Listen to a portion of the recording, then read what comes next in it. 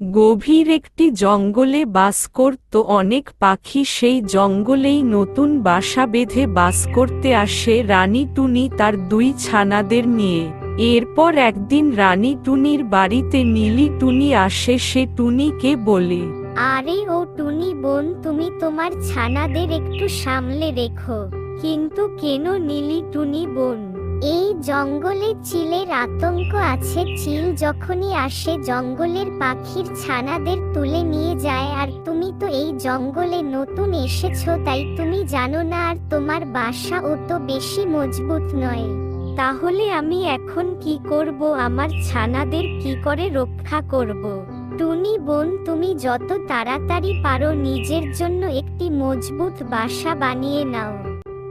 এরপর নীলি টুনি চলে যাওয়ার পর রানী টুনি ভাবল সে জঙ্গল থেকে কাঠ কেটে এনে নিজের বাসা আরো মজবুত করতে ওই কাঠ দিয়ে।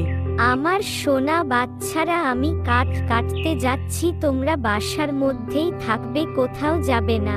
এরপর টুনি কাঠ কাটতে যাই। টুনি অনেক খুঁজে কিছু শক্ত কাঠ কাটে নিজের বাসা তৈরির জন্য। আরে বাহ, এই কাঠ দিয়ে তো আমার বাসা খুব মজবুত হবে।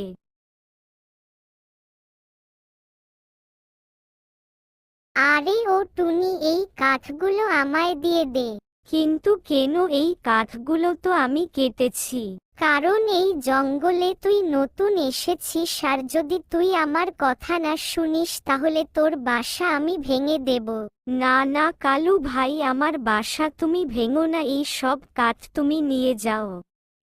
হে ভগবান, এখন আমি কি করব? আমার বাচ্চাদের কি করে রক্ষা করব? সাহায্য করো। আরে টুনি, তোমার কি হয়েছে? তুমি কাঁদছো কেন? টুনি নিজের সব সমস্যার কথা বলল। তা শুনে দেবী মাতা বলল, টুনি তুমি কেঁদো না, যাও তুমি বাসায় ফিরে যাও। বাসায় গিয়ে দেখবে তোমার সব সমস্যা মিটে গেছে। আর এরপর থেকে যখনই তুমি বিপদে পড়াবে আমাকে স্মরণ করবে।